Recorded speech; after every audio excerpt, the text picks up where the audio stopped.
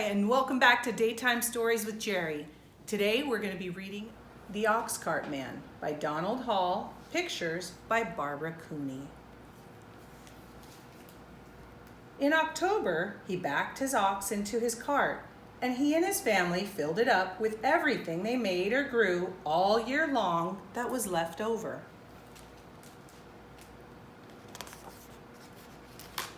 He packed a bag of wool he sheared from the sheep in April. He packed a shawl his wife wove on a loom from yarn spun at the spinning wheel from sheep she sheared in April. He packed 5 pairs of mittens his daughter knit from yarn spun at the spinning wheel from sheep sheared in April.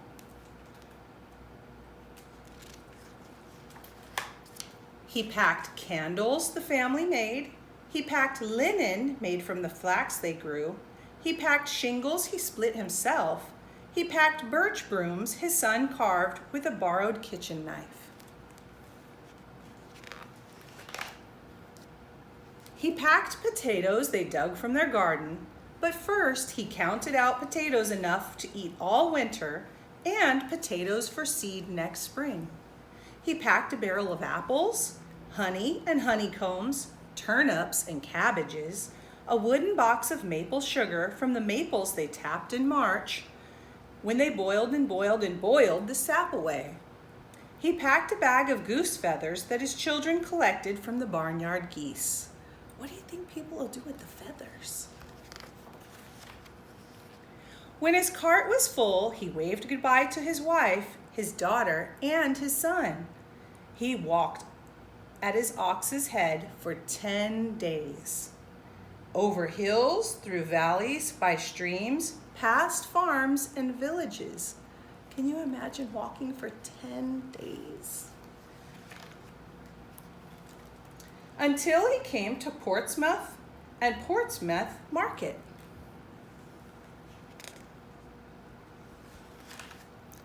He sold the bag of wool. He sold the shawl his wife had made. He sold 5 pairs of mittens. He sold candles and shingles. He sold birch brooms. He sold potatoes. He sold apples. He sold the honey and honeycombs, turnips and cabbages. He sold the maple sugar. He sold a bag of goose feathers. Then he sold the wooden box he carried the maple sugar in. Then he sold the barrel he carried the apples in. Then he sold the bag he carried the potatoes in. And then he sold his ox cart.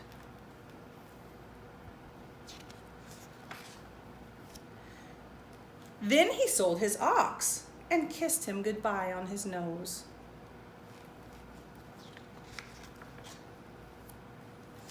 He sold his ox's yoke and harness, and with his pockets full of coins, he walked through Portsmouth Market. He bought an iron kettle to hang over at the fire at the house, and for his daughter he bought an emery needle that came from a boat in the harbor that had sailed all the way from England. And for his son he bought a Bartlow knife for carving birch brooms with. And for the whole family he bought 2 pounds of wintergreen peppermint candies.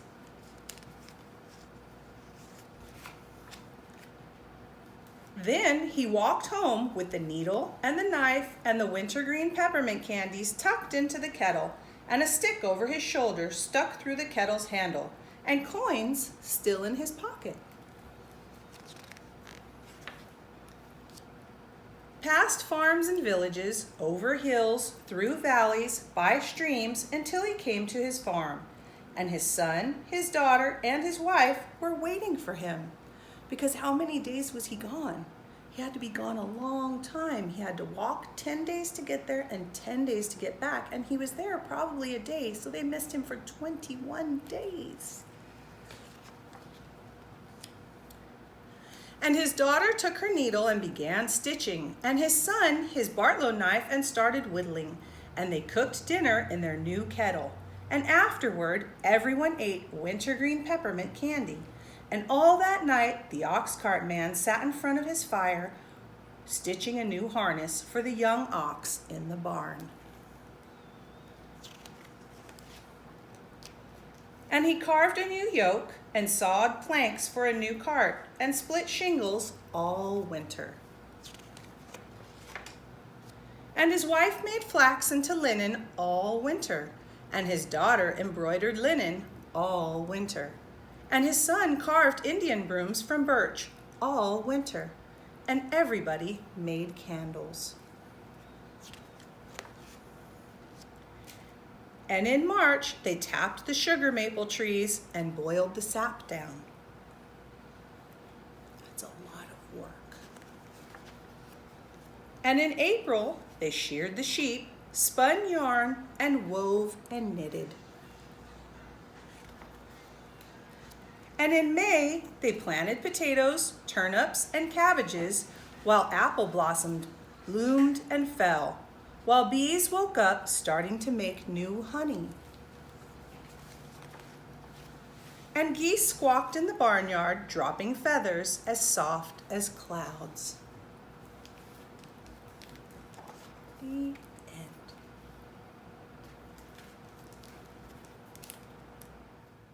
We hope you enjoyed The Ox Cart Man. In the spirit of learning new things, we brought you to a new place. We brought you to Grandma Therese's house.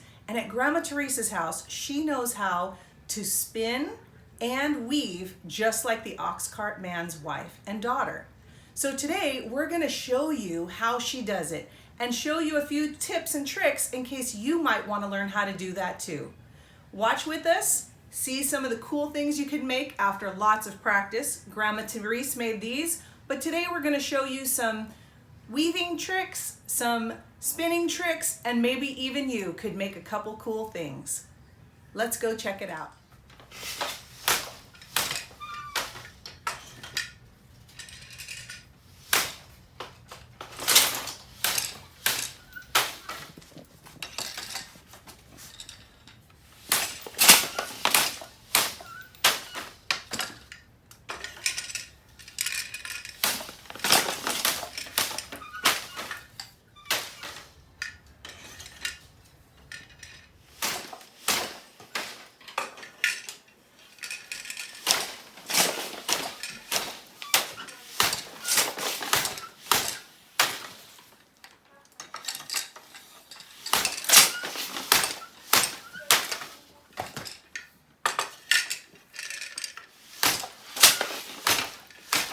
I started weaving in 1971,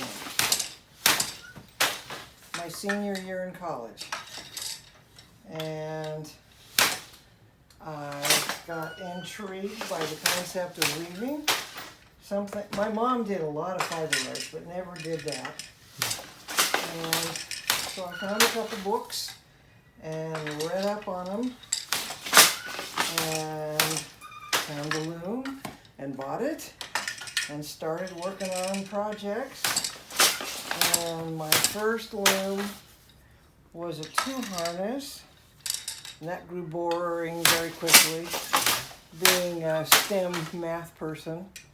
So then I went to a 4-harness loom, and that satisfied for a couple years, and then I bought this 8-harness loom. Oh, wow.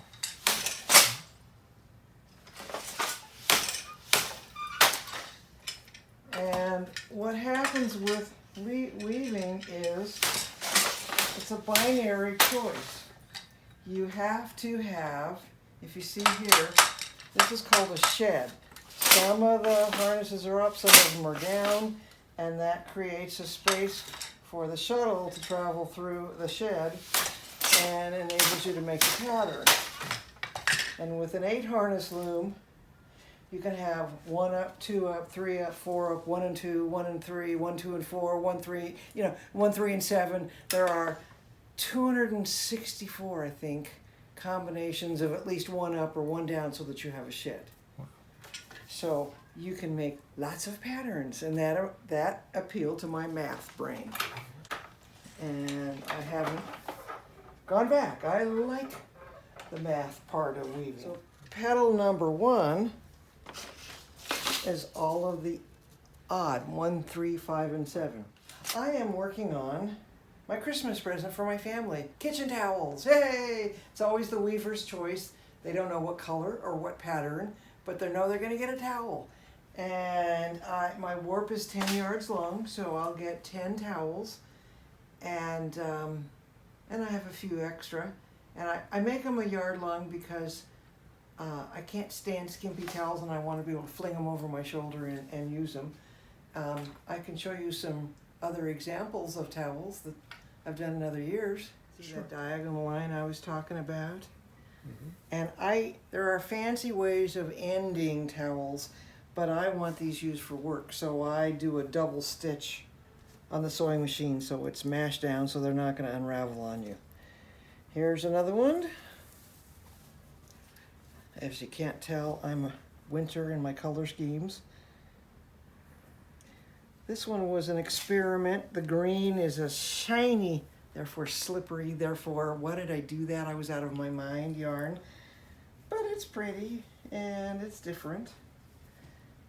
This one was using up some stuff that I had, so it's tiny, but it's pretty. Purple, this one looks like fishies.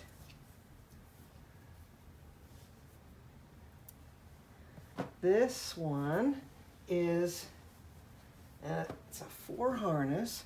It's an old colonial weaving pattern from New England. So that's cat tracks, and these are the snail trails. And see, this is a burgundy, and this is a lighter red, and this is a royal blue, and this is a deep blue. So I just had 5 shuttles, and I just kept weaving and throwing them. This is an 8 harness block pattern, and it's made out of hemp, marijuana plant. Yes. Without the THC. It is an old world fiber that's been used for centuries, thousands of years. Works really well. You harvest the plant and beat on it and separate it into the fibers, and you end up with a really nice sturdy fabric that will last for a long time. This is the exact same pattern, but instead of hemp, it's linen, which is a much finer, softer fabric. There's all kinds of things. Just whatever your imagination says you want to do. Oh yeah, it is so much fun. You don't have to do big 10-yard projects. You can do small projects and have something almost immediately that it's beautiful and fun. It's enjoyable and productive and creative, and it really is therapy. I just enjoy it. One of my friends has a daughter who's needs a little help, and she just finished her first rug. All right. So now we're thinking of doing a poncho so she can make it for her uncles. All right, what do you absolutely love about weaving? I like creating something that is colorful and beautiful, but is mathematically true and sound and symmetrical and beautiful. So Grandma Therese, is there a trick to this? Like, that looks really easy, like anybody could do it, but once you sit down, I'm guessing it's not so easy. It's all in learning the muscle memory of how to do it. So what you're trying to do is you're trying to take this fiber, and this is merino wool that has been dyed, so I bought it already dyed, and you try to tease it out so that it's all kind of the same consistency, and then let the threads travel back because you built up some, the twisting in there, and then you're going to let it wind onto the spool. So you pinch, you pull, it's just a matter of letting the thread come back, and now we're going to let it wind on. So pinch, pull it out to the density you want, let the twist travel back, and then wind it on. I'm really excited you got to come visit a new place. I hope you learned a lot here at Grandma Therese's. If you're inspired to sew or weave or spin, please go to your local library, find some books. You could start out just like Grandma Therese did and get yourself started on making awesome things like this.